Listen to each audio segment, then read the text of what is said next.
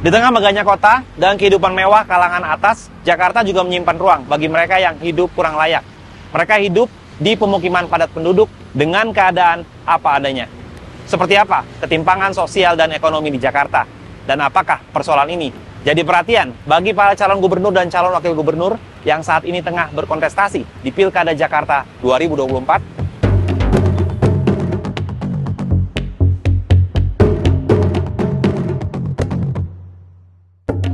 Menyusuri gang-gang sempit di antara gedung-gedung pencakar langit megapolitan Jakarta, masih menjamur permukiman padat warga yang memberi kesan awal, panas, kusam, dan sumpek. Begitu kontras dengan pemandangan bangunan-bangunan mewah yang gemerlap di sekitarnya. Salah satunya Gang Venus, Kelurahan Jembatan Besi, Kecamatan Tambora, Jakarta Barat. Dengan luas wilayah sekitar 540 hektar yang terbagi menjadi 3 RW, diperkirakan sekitar 6.000 penduduk menghuni wilayah ini. Tidak heran jika Gang Venus disebut-sebut sebagai salah satu kawasan padat penduduk di Jakarta. Salah satu yang tinggal di sini ialah Atun Sumiatun, 54 tahun, perantau asal Rangkas Bitung, Banten, yang telah tinggal di Gang Venus sejak 1980-an. Di Gang Venus, Atun tinggal bersama 4 anak dan 2 cucunya di rumah kontrakan berukuran sekitar 3x3 meter. Tak seperti hunian pada umumnya, rumah yang ditempati Atun tidak dilengkapi kamar mandi.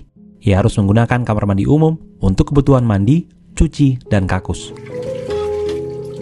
Sementara untuk mencukupi kebutuhan sehari-hari, Atun dan anaknya bekerja sebagai buruh harian lepas, yakni melipat baju di sebuah konveksi yang juga terletak di Gang Venus. Penghasilannya pun tak menentu, berkisar 40 hingga 70 ribu rupiah per hari, dengan jam kerja harian mulai pukul 8 pagi hingga 11 malam. Penghasilan tersebut ia gunakan untuk membayar biaya sewa rumah sebesar 1 juta rupiah, sedangkan sisanya untuk kebutuhan hidup sehari-hari bersama keluarganya. Kurang, kadang kan buat lauknya di warung. Minggu bayar. Beras beli tiap hari. Berapa beras? 1,5 liter. Buat makan bertujuh itu, Bu ya? Iya, bareng-bareng. Tinggal 2 berarti, Bu? Anak 3. Anak 3. 4, cucu 2. Anak 4, cucu 2. Iya. Berarti sama anak 4, cucu 2 itu ya? Iya, 7 orang.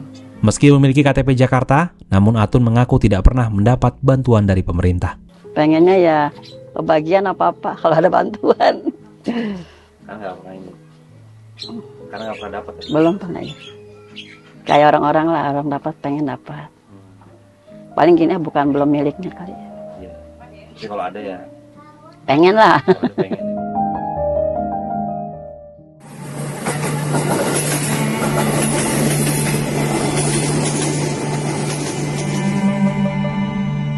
Seperti halnya Atun, bergeser ke selatan kira-kira 7 km, Haryanto, 63 tahun, warga Jalan Petamburan, Kelurahan Petamburan, Kecamatan Tanah Abang, Jakarta Pusat, mengais remah-remah Jakarta bersama istri dan 2 anaknya sejak puluhan tahun lalu.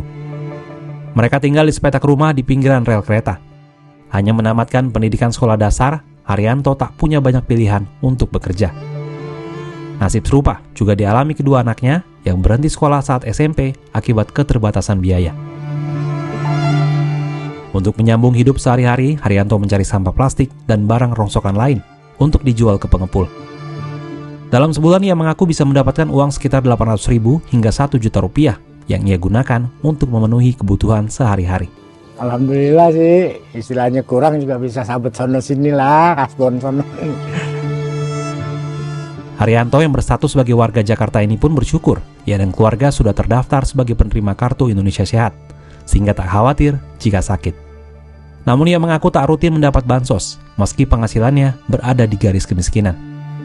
Haryanto pun masih menaruh harapan perhatian dari pemimpin Jakarta ke depan agar nasibnya lebih terjamin. Ya emang sih pinjaman kan nggak terlalu, namanya kebutuhan kita kan cuman kecil, cuman buat nyambung hidup, umpamanya berapa 2 juta, 3 juta gitu. Ngulanginya ya nggak terlalu tinggi bunganya gitu ya, gitulah. Jadi kayak modal kayak orang kecil bisa usaha dagang, mau dagang kopi, mau dagang mie kan, istilahnya kan gitu. Jadi bisa buat nyambung hidup lah. Sebetulnya potret ketimpangan yang ada di Jakarta. Sebenarnya seperti apa data-data terkait hal ini?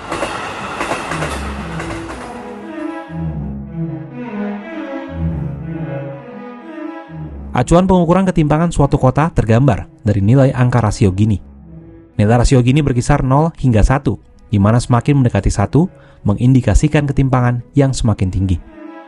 Berdasarkan data Badan Pusat Statistik atau BPS, rasio Gini Jakarta pada Maret 2024 mencapai angka 0,423. Ini lebih tinggi dibandingkan rata-rata rasio Gini nasional, yakni 0,379. Sementara jika dilihat tren 5 tahun terakhir, rasio Gini di Jakarta justru cenderung meningkat, meski angkanya secara spesifik menurun dibandingkan tahun 2023. Adapun jumlah penduduk miskin pada Maret 2024 sebesar 464.930 orang, menurun 12.900 orang dibandingkan Maret 2023, sebesar 477.830.000 orang.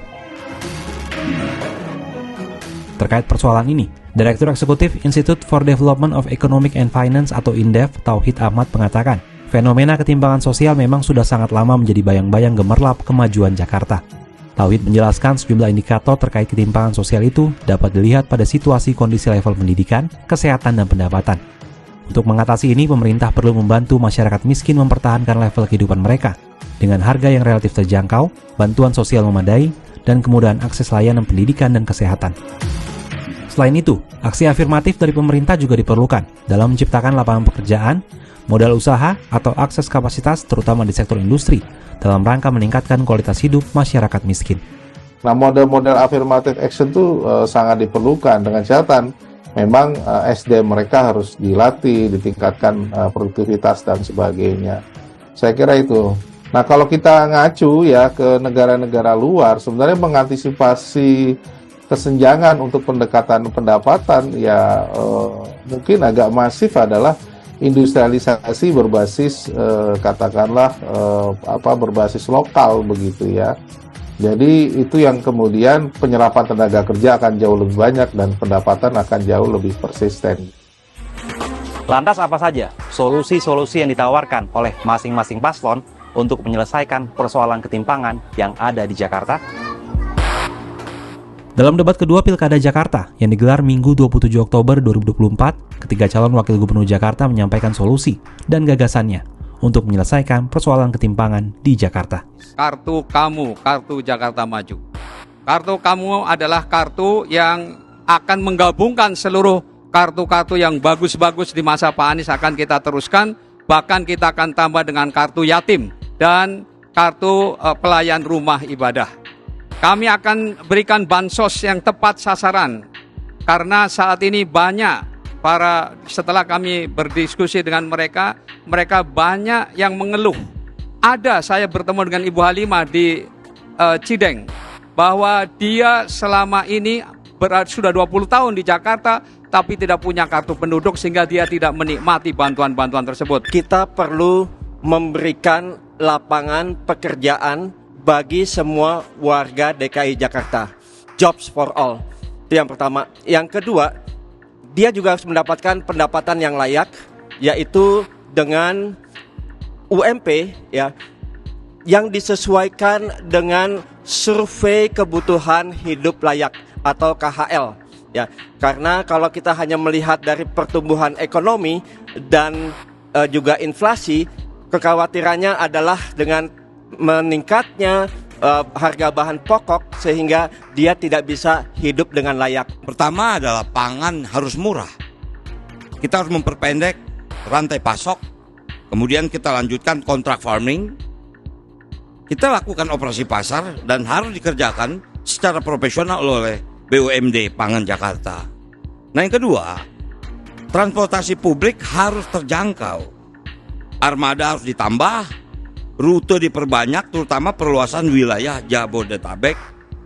Kemudian waktu tunggu harus dipangkas, Transjabodetabek dan Transjakarta ini. Kemudian akses pendidikan harus gratis.